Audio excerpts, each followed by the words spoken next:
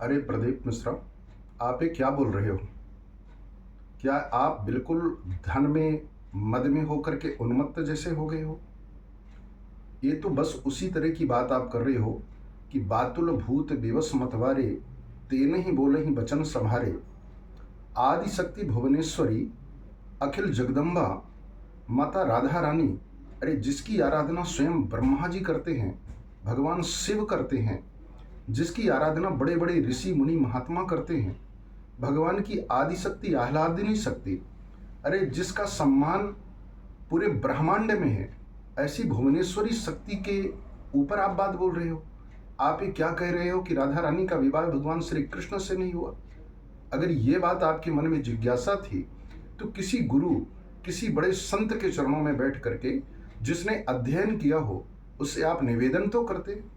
अरे गर्ग संहिता, ब्रह्मवैवर्त पुराण उठा करके देखिए, भगवती राधा रानी के विवाह का वर्णन भगवान श्री कृष्ण के साथ में भगवान वेदव्यास जी महाराज ने किया है। अरे गर्गाचार्य जी महाराज स्वयं कहते हैं, अरे ब्रह्मा जी उसके साक्षी रहे हैं, यमुना महारानी उसकी साक्षी हैं। आप उनके ऊपर ये बात कह करके पूरे हिंदू धर्म, सनातन धर्म को, अरे सारे लोगों को, आस्थावान लोगों के ऊपर आप कितना आघात कर रहे हैं, कितना उनको वेदना पहुंचा रहे हैं, इसकी आप कल्पना कर रहे हो? एक आसन में बैठ करके, व्यासपीठ में बैठ करके आप अनर्गल प्रलाप कर रहे हो आप। अरे अभी राधा रानी का विवाद समाप्त नहीं हुआ था, आपने गोस्वामी तुलसीदास जी पे भी इसी प्रकार से बात आपने बोल दी। गोस्वामी तुलसीदास जी महाराज वो महान ऋषि हैं, वो महान कवि हैं, जिनको आज पूरे विश्व में हर व्यक्ति पढ़ता है, सुनता है और उनको आत्मसात करता है।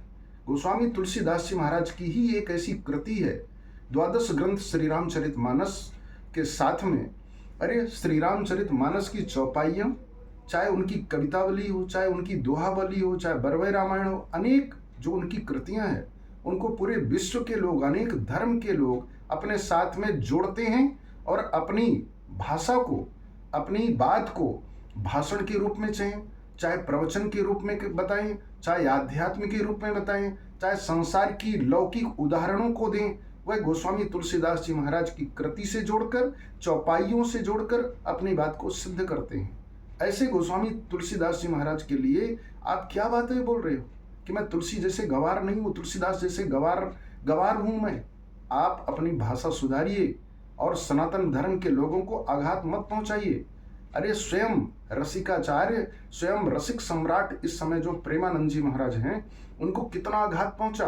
प्रेमानंद जी महाराज तो अपनी बात को आपसे कह पाए, लेकिन लाखों लोग, करोड़ों लोग ऐसे हैं जो उसी तरह से वेदना में ग्रस्त हैं, अपने आंखों से अश्रुपात कर रहे हैं, लेकिन आपको अपनी तरफ से वह शब्द वहीं बैठे हुए दे रहे हैं। अरे टीवी में ना आए, यूट्यूब के माध्यम से वो संदेश न दिए, इसका मतलब ये नहीं कि मात्र प्रेमानंद जी महाराज को ही कष्ट हुआ है। सारे सनातन धर्म के लोगों को आपने बहुत बड़ा आघात पहुंचाया है। आज मैं मानस पीठ में जगत गुरु राम ललाचार्य, मुझे बोलने के लिए मजबूर होना पड़ा, क्योंकि मेरे यहाँ की क्षेत्र की जनता, पूरे बघेलखंड की जनता, पूरे मध्य प्रदेश की जनता के नेत्रों में अश्रुपात हो रहा है, क्योंकि भगवती राधा रानी के लिए और गोस्वामी तुलसीदास जी महाराज के लिए आपने ऐसे शब्द बोल करके बहुत बड़ा आघात पहुंचाया है। आप अपनी वाणी को सुधारिए, अपने शब्दों को सुधारिए और मंच पर बैठ करके इस प्रकार से अनर्गल प्रलाप और जनता को बहकाने का प्रयास मत करिए, क्योंकि सनातन धर्म पर इन शब्दों को बोलने के पहले आपको 1000 बार सोचना चाहिए, क्योंकि आप आघात पहुंचा रहे हैं। क्योंकि हम सभी वेदना युक्त हैं, हमें वेदना पहुंची है, हमें कष्ट पहुंचा है।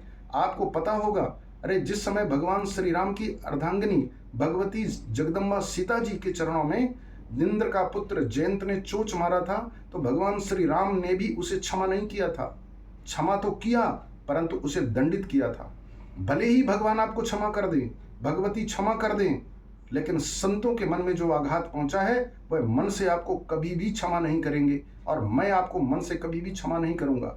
इसलिए आगे के लिए आप विशेष ध्यान रखिए कि ऐसे शब्दों को मत बोलिए, क्योंकि पूरा सनातन धर्म के लोग, पूरे विश्व के लोग इस समय बहुत ही वेदना में हैं और बहुत कष्ट में हैं। मैं आपसे विशेष आग्रह कर रहा हूँ, हाथ जोड़ करके भी मैं आपसे विनती कर रहा हूँ कि आप आइंदा से ऐसे शब्दों को बोलने का प्रयास मत करिएगा। जय श्री राम।